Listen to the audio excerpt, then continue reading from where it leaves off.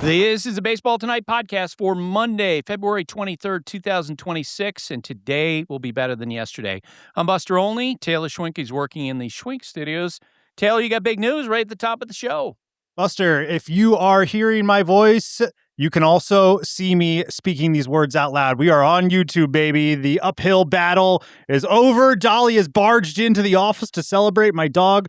All of our episodes are going to be on YouTube now. So this is pretty exciting stuff, Buster. We've been asking for a long time.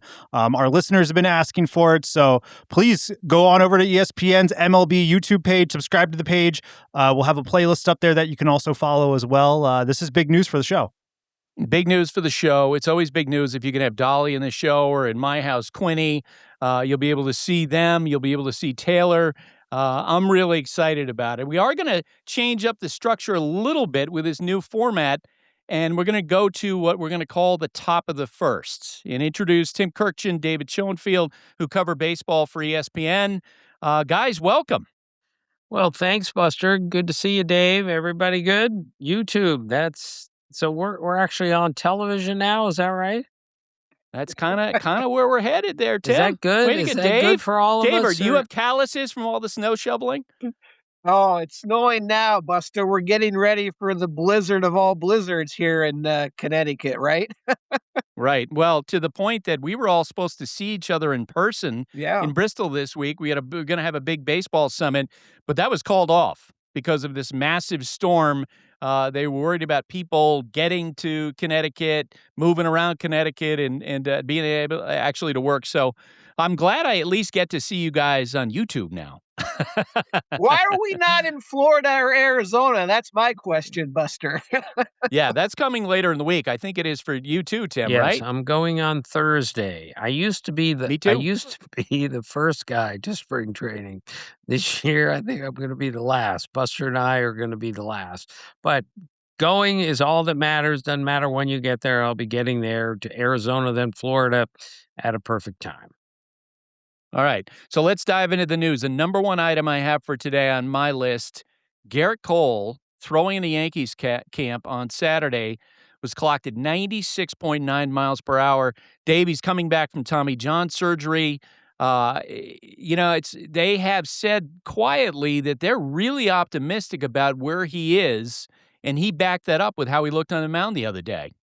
Yeah, if you're throwing 97, I mean, I know they're not aiming for opening day because that would be, 12 months since he, got hurt last year. But, it's certainly going to be quicker than, the All-Star break, it looks like. So nothing but positive news for the Yankees. And if he's back and could make 25 starts, that's going to be a really interesting, potentially really good starting rotation.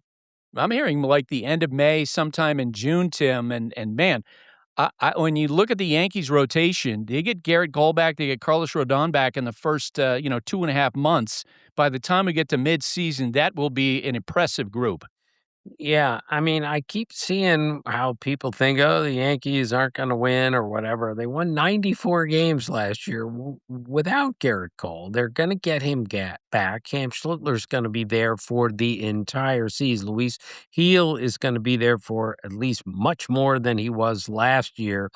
Their starting pitching has a chance to be really good, and it's typical Gerrit Cole to surprise us with how physically apt he is at everything. Come back this quickly and be throwing this hard. Give him a couple months, but if he shows up on June 1st throwing 98 miles an hour, what a boost that would be for what's already a pretty good rotation.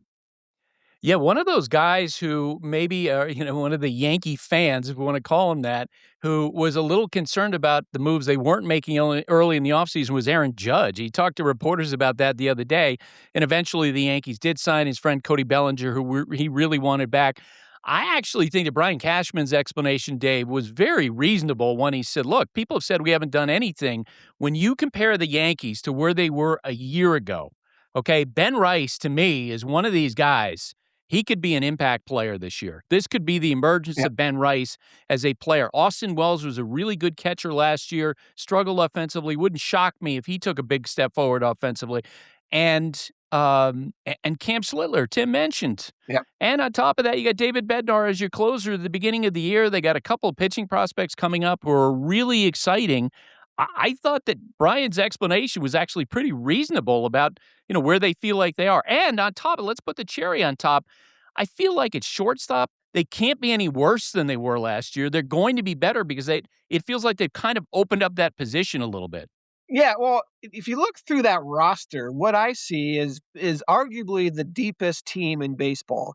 These first, 6 weeks are going to be important without Cole, without Carlos Rodon. So yeah, the young guys, Luis Hill, Cam Schlittler, they're going to have to step up. And we kind of forgot about Schlittler with that run that Trey Savage went on in the offseason, but Yeah. Schlittler had the better regular season and is potentially just as dominant and a top of the rotation starter. Yeah, Anthony Volpe really struggled last year. So they're gonna, kind of fill shortstop until he's back. They brought back Trent Grisham, or at least Grisham accepted the qualifying offer. He had 34 home runs last year. Made some swing adjustments, had a really good year. They got, righties off. Ryan McMahon the whole year at third McMahon's base. going to improve their defense. Paul Goldschmidt can platoon at first base. Just a lot of options there for Aaron Boone to mix and match. Tim, who are you going to pick in the East? Well, I'm still picking I love Toronto. putting Tim I on haven't the seen spot. anybody yet. So let me get to Florida and get an idea. But I think the Blue Jays are going to the playoffs. I think the Yankees are going to the playoffs. And all these points are well made. Ben Rice can really hit. And now that they're clear, as you guys said, at second base and third base, which they weren't at this time really last year, they have a couple of options at first base. I'm not saying the Yankees are great. I'm just saying they're better than people think. And they have depth, as Dave said, that most teams don't have. Dave, who are you going to pick in the East? I know everybody doesn't agree with me on this. I love the offseason that the Boston Red Sox had.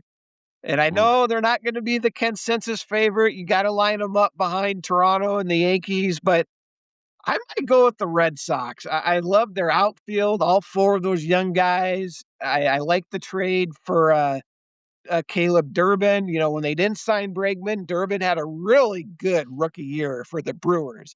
He's kind of a similar player to Bregman, not peak Bregman, but where Bregman's at now, contact hitter, can run a little bit, solid defender.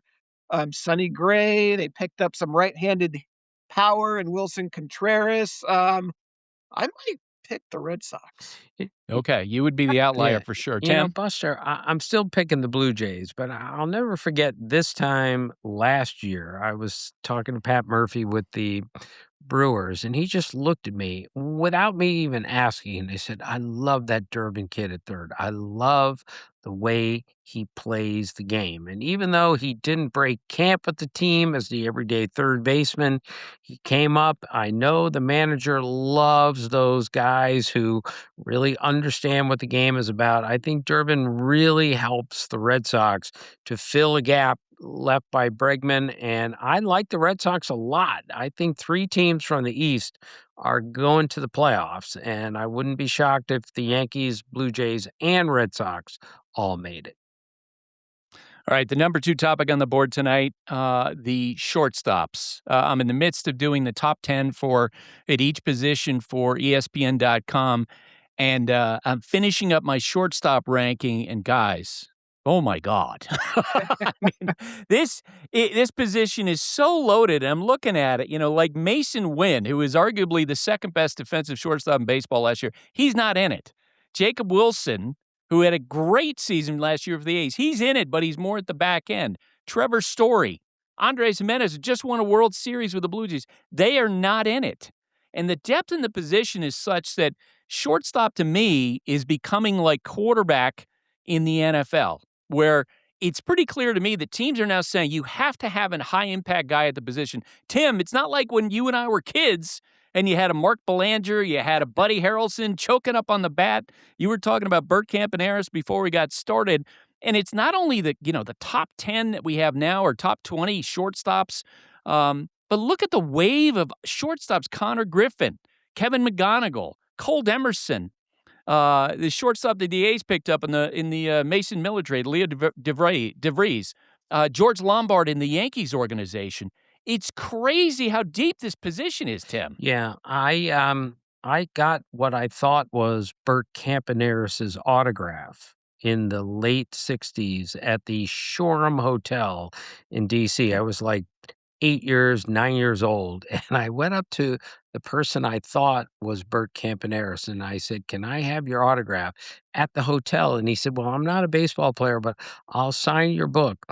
And it turned out I showed it to my father, and it wasn't Bert Campaneris, it was Harry Belafonte, which I thought was he was like even bigger than Bert Campaneris. The point is, Buster, at the late '70s, when Robin Yount came up, and then Cal Ripken, and then Alan Trammell, it became an offensive position, and Ripken really turned it that way. Where Alex Rodriguez, Chipper Jones, Troy Gloss, all these Derek Jeter, all these big guys came up and decided to play shortstop because Ripken showed them the way. And it's just continued that now, how offensive the position is. You just don't put a great little defender at shortstop and say, we don't care what you hit, just make all the plays. Our shortstops today make all the plays and they produce. It's a really important position on the field, obviously, and it's become much more of an offensive position. Well, for a long, long time now, but right now it is loaded. Dave, I know you love numbers, so I'm going to throw numbers at you, okay? I had our friend Paul Ambekides dig these out for me. Percentage of F-WAR by position players, okay? Yep. And I asked him, I said, how much of shortstops accounted for wins above replacement through history, and has that number changed as it climbed? Well, think about this.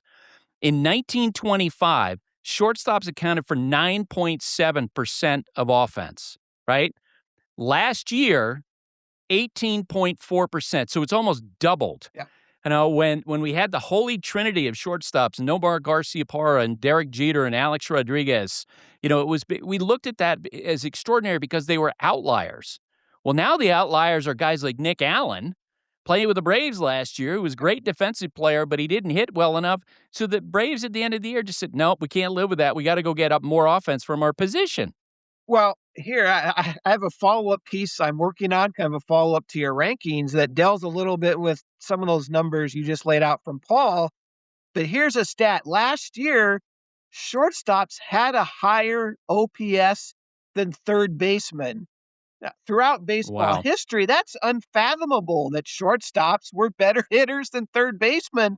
And to your point, yeah, when A-Rod and Tejada and Jeter were doing it, we didn't have the depth. But now you need a shortstop to hit. If you want to be a playoff team, your shortstop better hit. That's how important and how offensive-minded the position has become. Right, and former Major League shortstop Walt Weiss has told me many times over the years, you look at a guy and you say, can we win a championship with this guy playing shortstop every day? They don't say the same thing. Can we win with this guy playing third base or second base or center field every day? That's how important the position is. And Walt looked at me years ago and said, we can win a World Series with Dansby Swanson playing every day at shortstop. And of course, they did. So anyone who just doesn't understand the importance of the position, not just defensively, offensively, the whole picture. Walt Weiss puts it very crystal clear to me. Can we win with this guy playing every day at shortstop? And that's how sometimes you gauge your team. All right, guys, I'm going to give you an impossible assignment here, cold, right? I didn't give you advance notice of this. These are 7 shortstops I want you to rank in order. And Tim, of course, I'm going to ask you to go first. Buster, why do you do this on a snowy Sunday night? Do you think all right, go ahead. In order. All right, here are the then, names. Dave, as a... No, I'm not giving you an order. I'm just going to give you 7 shortstops, and I want you can give me one. You guys can do a shortstop draft, okay? You get first pick, Tim. The shortstops we're going to put in play here: Gunnar Henderson of the Baltimore Orioles, Geraldo Perdomo of the Arizona Diamondbacks, Corey Seager Trey Turner, Philadelphia Phillies, Jeremy Pena, Houston Astros, Bobby Witt Jr., Kansas City Royals, Francisco Lindor, New York Mets. You didn't even. Like, What about Mookie Betts? He's a Hall of Famer, Buster. How can you leave off I Mookie? think you have an idea of where I got Mookie Betts on my list. I put him in number 8. Yeah. Well, that speaks. But you can include him for the sake of this Ellie De La exercise. Cruz, you didn't include him. I mean, this is how deep this position is. All Sorry, right. I interrupted Tim's order here. And you can go off the board if you want. You can go like the write-in candidate. You're gonna have Dansby Swanson. You're gonna have Mookie Betts. You could have Ellie De La Cruz. Tim, who you got with the first pick? This is so great, Dave. Every time Buster asks me to do something like this, I give him my list and he says, "No, you're wrong." Like, it's an opinion question. No, that's wrong. All right, I'm going with Bobby Witt Jr. first, given the combination of power and speed, the year he's had. Every year he's been in the big leagues, he's been great. He's the best shortstop in the major leagues. He's the best shortstop on that list. Gunnar Henderson, for me, even though he didn't have a great 2025, is the second best on that. Wait. It's a draft. Tim is going. You just took Bobby Witt Jr. Sorry, Dave. Dave, you get the second pick. Sorry. And by the way, I agree with you. Bobby Witt Jr. is going to be my number 1 in the top 10 shortstops. Dave? Yeah, Witt's the clear number 1. I'm with Tim. I'm going Gunnar Henderson. I think he bounces back. He got off to that really slow start last year when he, injured his side in spring training. His defensive metrics weren't great last year. I think those need to bounce back. Remember, 2 years ago, this guy's a 9-WAR player, toe-to-toe with Bobby Witt. He bounces back. He's number 2. Tim, number 3. I've forgotten the other ones, but I'm going to go Francisco Lindor. Wow. If his hand and his hamate and everything is healed properly, he's going to be a Hall of Fame shortstop someday with the career he's had to this point. He's far from done. He's still in his prime. He gets big hits. He hits the ball out of the ballpark. He's an underrated defensive player, even though he's a great defensive shortstop. I think he's even better than people think. So I'll take him third on this list. I can see it in Dave's face. You passed on a guy that he wants at number 4. Go ahead, Dave. Ooh, who do I want? Well, I'm going to maybe not go with who you think. I'm going to go Geraldo Perdomo, which is kind of a verification that I believe in what he did last year. He's plus defender, controls the strike zone, 96 walks, more walks than strikeouts, added some power. I just love that player who can put the ball in play in today's game, and he does a lot of other things. I think he's gonna, it's gonna be hard to repeat what he did last year, but he can come close. Yeah, Torey Lovello. All right, Tim, Torey Lovello told me about Perdomo last year, and he said, he missed about a week or something, and he goes, "We weren't the same team without him on the field. He is the complete captain and runner of the infield. Everything runs through him at shortstop." And that's just the intangible part. The tangible part, the numbers were really good. So that's a great call at 4. Buster, tell me who's next. Corey Seager, Trey Turner, what? Seager, Turner, Pena, Betts, Dansby Swanson, Ellie De La Cruz, among others. I'm going to go Trey Turner. He just keeps hitting. He can run. He's really become a better shortstop defensively. He was never a bad shortstop, but he's gotten better. I just love how durable he is, how many hits he gets every year, and I could watch him slide all day long. So I'll take him next. Dave? I'm going to go Mookie. His defense is so much better than any of us could have predicted. He's the ultimate baseball player. You put him out there, he's going to be great. I think that illness he had last year maybe, weakened him, here and there throughout the season. So I think his offense bounces back. I am never betting against Mookie Betts. He's my guy. There you go. I was going to back you up on this on Mookie Betts. I looked this up today, guys. He has for his career, he's 33 years old. He has 75.2 WAR to his credit. In the next year, he's going to pass, among others, it looks like Joe DiMaggio, Robin Yount, Pete Rose. I mean, it's just, Tim, it's astonishing. He's already 50th place all time in wins above replacement. Yeah, and we still have questions about him. How can we have questions about a guy who was the best defensive right fielder in the game. In fact, one of their coaches told me he's the best defensive player at any position in the major leagues. That's when he played right field. Yeah. Then they moved him to shortstop, corner outfield to middle infield. Do you know how many guys have done that effectively? Like None. nobody. And he's doing it and still continuing to hit. Anyone who doesn't appreciate what Mookie Betts is doing has not been watching baseball, at least for the last 10 years. I'm going with Corey Seager here. I just am still sold that he's got 2-3 more great years in him. And I'll never forget a couple years ago during their World Series run, I was with the Rangers like every day. And I never saw Corey Seager hit outside at all. He took his batting practice inside with his tripod. He would take the tripod into the batting cage indoors and just look at everything he was doing. Brad Miller, Brad Miller, funny guy, really smart guy, looked at me one day and said, Corey's tripod is hitting 380 right now. Like that's how good Corey Seager was. And I refuse to believe that he's done as I wouldn't say done, but I still think he's a great player and a tremendous everyday shortstop. All right, we'll stop the draft there. But to the point we were making at the beginning, Ellie De La Cruz still on the board. Dansby Swanson, Jacob Wilson, Andres Jimenez, Trevor Story. I mean, this is a loaded position right now. This is the golden era of shortstops, I think, when you look at the production the teams are getting from that position relative to history. Over the weekend, guys, we got word about the passing of Bill Mazeroski. And, of course, everyone's going to remember this moment, 1960 World Series. There's a drive into deep left field. Look out now. That ball is going down.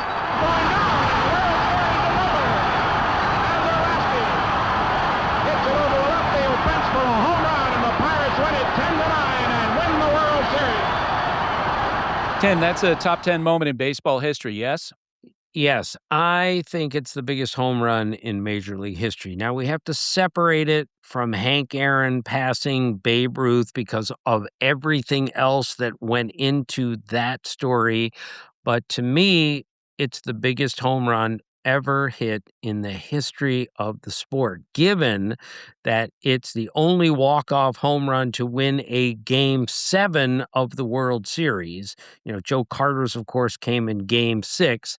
And it beat the Yankees, and I've told you guys this before, 10-9, Game 7 in 1960. 0 strikeouts in that game. It still amazed me. We averaged 18 strikeouts per game. There were none that year in that game. And look, Bill Mazeroski, I believe, is the greatest defensive second baseman of all time. Statistically, you can prove that rather easily. And nobody, and I mean nobody, made the turn, the pivot at second base better than Bill Mazeroski. He put those big, sturdy legs down on that bag and said, you want to come get me? Go ahead, but I ain't moving. So, and we look at his offensive numbers, and you got to remember, fellas, he played in the 60s. Nobody was hitting home runs, scoring runs, hitting 300 in the 60s. It was a hard time to play the game. So he was an above average offensive second baseman, and I believe the greatest second baseman defensively of all time, and I think he hit the biggest home run in the history of the sport. Dave? Yeah, I think I agree with Tim. You know, most positions, I think you can have a debate on who's the greatest fielder at that position. Even third base, yeah, it's Brooks Robinson, but you could argue Greg Nettles or Nolan Arenado or a couple other guys. But second base, I don't think there's an argument. Yeah, Roberto Alomar was great, but I think Bill Mazeroski is locked down the greatest defensive second baseman. And in my mind, that Game 7 in 1960 was the greatest game ever played up until this year. The 2025 World Series Game 7 knocked that one out of its perch as the best game ever played. Boy, I just love seeing the highlight. I mean, obviously happened before I was born, Dave, before you were born, even Tim, right? Was that? I was Wait, I was no. 3. I was 3, but I grew up to stories from my dad who had a great feel for the game, really good player in his day. So I grew up to stories of Ted Williams, Lefty Grove, Jimmy Fox, and Bill Mazeroski. My dad would tell me things when I was 7 years old about Bill Mazeroski. So I've been living this for a long time. All right, guys. To set up this next question, I want you to hear from Stephen A. Smith. This is him talking about the NBA All-Star Game. Give a listen. Let me tell you something. They don't need much work. We got what we've been asking for. Effort. That's all. If they had been giving us this effort, none of these changes would have been necessary. I don't have a problem if you go away from this particular format in terms of 3 players, or 3 teams rather, and you go back to a 1 game for 48 minutes. I don't have a problem with it. All anybody was asking for was effort. Yeah, and guys, I think you can apply the exact same thing to the WBC. When this started, I was skeptical because I did not think that they could get buy-in from Team USA. And so now to see, from Tarek Skubal, Tim, to Aaron Judge, on down the line, to seeing the U.S. team, Mark DeRosa's done an amazing job, it feels like, recruiting players, bringing them into this, Kyle Schwarber going there. And now matching the enthusiasm of teams like from Japan or Dominican Republic. I'm more excited for this WBC than any other time. What about you? Yeah, it has really grown on me. At the beginning, it was clear the United States, it was just kind of a cool thing, that's all. And a bunch of other countries took it more seriously. Now we are in the United States with both feet, and it's going to be great. And I just love it that our best players have decided to do this. And even though general managers and managers across the major leagues are worried about their guys, this is so good for baseball that Tarek Skubal, Aaron Judge, and the rest of most of the great players are playing. This is going to help the game in every single way.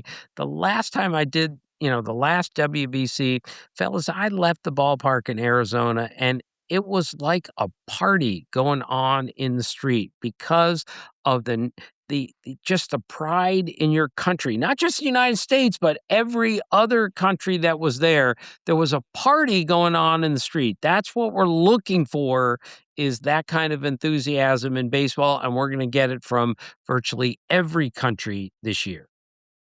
Dave? Yeah, I think you nailed it. The fact that a guy like Tarek Skubal, coming off back-to-back Cy Youngs, entering his free agent year, whether there's added injury risk in pitching in this, I don't know. Some people will say there is but still, it's a risk for him to ramp up this early in the season before the regular season starts. But that's what it means out of these players. They want to participate in this. They want to win, and it's absolutely better than ever. All right, guys. Thanks for doing this. Grab your shovels. I'm going out right now, Buster. I have to get it off before the morning comes, so I'll be shoveling late tonight. Good to see you guys. Some other news and notes, Taylor. I wanted to note some other things that not as significant as the news about Gerrit Cole, for example, or Bill Mazeroski. Rhys Hoskins signed a make-good deal with the Cleveland Guardians, a team perpetually in need of power. I like this fit. And Hoskins is a great clubhouse guy, so you bring him in, see what he can give you, and if he's good enough to make the team, he could have an impact. Taylor, we talked about this when you and I last spoke. Jordan Westburg, elbow injury, out until at least May. How you feeling about it as an Orioles fan? Not good, man. Missing your starting second baseman and your starting third baseman. This is a horrible way to start out the year. I feel bad for the team and the org because I don't know how they're going to figure this out. I mean, they're just going to have to hope and hope that Jordan Westburg and Jackson Holliday come back healthy. It's kind of all they can do. Tim mentioned Pat Murphy, the great Brewers manager. He got a new 3-year contract from the Milwaukee Brewers going forward. What an awesome trajectory he's on right now. Ramon Urias signed a deal with the St. Louis Cardinals. The Blue Jays won the American League East last year and beat the Yankees and Mariners in the playoffs before coming within a few strikes of upsetting the Dodgers in the World Series in Game 7. Newcomers. They spent big money in the offseason, $210 million on Dylan Cease. $60 million in Kaz Okamoto, another infielder with a high contact rate, $30 million in a 3-year deal for Cody Ponce, who moves over from KBO, and a 3-year, $37 million deal with reliever Tyler Rogers. The hope for the Blue Jays. They could be a better defensive team now that Andres Gimenez has moved from second to short and Ernie Clement takes over at second base. Once again, there'll be a team that puts the ball in play around Vladimir Guerrero Jr., Alejandro Kirk, and Addison Barger. George Springer was extraordinary last year in his age 35 season. A reality injection. The American League East is a gauntlet, and the Jays have the toughest task among all of the defending division champions. Here are our win projections. Paul Hembekides predicts 90 wins for the Jays. Pacoda predicts 89. I'll say 92. Sarah Langs has them pegged for 93, the highest among all of us. Bleacher Tweets. Alrighty, Buster. Bleacher Tweets here on YouTube. If you want to see your name flash up, we're going to figure out how to do, we'll do some voicemails, but we'll have some animations up, some waveforms and all that. But obviously, this part of the show not going anywhere because our listeners are what made this happen, getting us over onto this platform. And one of our favorite parts of the show. We do it every day. Bleacher Tweets. You can actually, if you have a comment, a question, leave them in the comments. We'll source from there as well. But just bleachertweets@gmail.com is the email address. You can find that in the show notes. We have a phone number also in the show notes. And if you're on X, #Bleacher Tweets. Let's go to Corey Ruker. Wait. As you were talking, I think we ought to do some sound effects for these too. Like, there's got to be some sort of a bold statement, right? Maybe have a lightning strike for that. Oh, wow. Okay. Or if we get a Bleacher Tweet with a fan that's kind of like mad at something or just giving up on their team, it'll be that Price is Right, dun, dun, dun, dun, right? Yeah. Or zingers or something. But it feels like we can have sound effects applied to these. Yeah, absolutely. It's funny that you mentioned someone being mad. Someone actually was mad in the inbox, and I did not include it in in here. Because mad at me? Mad at you? Mad at you. Ooh. Was mad about the, I'll see if I can dig it out here while you're answering. It Okay. could be fun. But Corey Ruker, he's got an idea. He says, is eliminating the qualifying offer, decreasing team control from 6 years to 5 years, and creating a salary floor, is that enough to pass a salary cap? No. No? No. I mean, it's, first off, Corey, I love the idea that you're trying to find a middle ground in this conversation because it feels like right now, we're not having that. And I've asked people that question on both sides. If your side look into a middle ground, and I'm getting a lot of no's. Like, it feels like it's all or nothing on both sides at this point. But I love the fact that you're trying to think of the middle. But I think the value of what you're talking about, it's not equal, which is why I said no so quickly. But I like the thought process. Get Corey in the room there. I mean, at least he's got some ideas. Lock him in the room. Corey can just tell them, let's go. I think Corey's a teacher, so he knows how to handle a room of unruly children. Man, okay, that was Taylor who said that, not me. Taylor said that, yeah. Ryan from Ottawa, our pal, he writes in, I was wondering what the Twins will do with Byron Buxton going forward. I'm also wondering what kind of package they would want in return for Buxton. Has Buster heard anything out of Minnesota? If you're a contender and need an outfielder, is there a better bat out there, especially with his contract? Been enjoying reading Buster's top 10s. Yeah, well, thank you for that. There was an expectation among some executives that I spoke with as the offseason began that Buxton was going to move. Like, it was clear in the eyes of folks with other teams he was available, but it didn't feel like there was any traction to that. I saw a headline to a story that Buxton basically was sort of wondering, what was going on. I've said before, when you have someone come in at the top of leadership there with Derek Falvey, leaving the organization, there's going to be a transition period here of like 2 years for them to figure their stuff out, which is why when we did the over-unders before, their owner said that he thought 72.5 was ridiculously low. I think it's high because I just think they're kind of a mess right now. And then, to lose Pablo Lopez now for the whole season to Tommy John surgery, it only underscores that. So do I think that he's going to be traded before the trade deadline? I do, because I think at this point, if you're a veteran player, you probably want out of there. Liam, all the way from the UK, writes, do you think the Phillies are past the point of World Series contention after last year's regular season to postseason decline, the Nick Castellanos drama and the Harper comments, plus the loss of Suarez, the fragility of Bohm at third, and the inconsistent Stott at second? Has the golden time gone? Nope. I think they have at least one more year. The Dodgers will tell you that of all the teams they faced in the National League playoffs, they feared the Phillies the most. They were relieved to get past that 5-game series, Kurkjian throwing the ball away.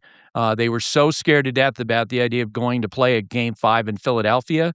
And look, you get Christopher Sanchez. Zach Wheeler, might come back. Maybe he doesn't. That's a big question. But they have a great closer in Duran. They get Kyle Schwarber, they get Trey Turner, they got some intriguing prospects at the top of their farm system. I think at least one more year. All right, I wasn't going to do this, Buster, but since you, people, they write in, they're angry, they're happy, they're sad. Here's someone who is legitimately angry at you. Don't ask me why, but he writes, this is Anthony here. He writes, the fact that you don't have Brandon Lau as top 5 or top 3 in your second baseman shows you don't know SHIT about baseball. Dude, find something else to do instead of giving people bad information. You're a fool. At worst, Ozzy Albies should be 10th on that list. What a moron. How the F do you have a job talking sports? There you go. A real mean email, Buster. Okay. If you listened in last week, Paul Hembekides sort of breaking down the Pittsburgh Pirates and their defense, he gave you some really interesting numbers there defensively. That's an important part of playing second base.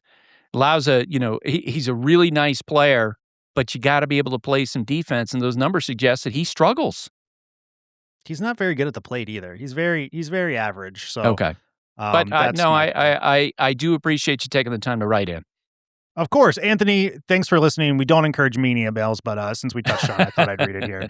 Back into the trash, this one goes. Thanks for writing in, everyone. Thanks for listening. Thank you for watching. If you have never, if you listened to the show and now you're like, oh my gosh, I can throw this up on my TV, please do take a picture. Let us know if you're enjoying the new product. We're going to be trying some different things out, and I'm very excited. Yeah, me too. Fired up. It's something, as you mentioned, something we've been going for a long time. Well, that's it for today. My thanks to David Schoenfield, to Tim Kurkjian, to Taylor Schwenko. All have to dig out in snow. Not me. I'm kind of fortunate, so I'm going to keep my mouth shut about that. Stay safe. And remember, hate and inequality based on skin color is something we need to fight against every single day.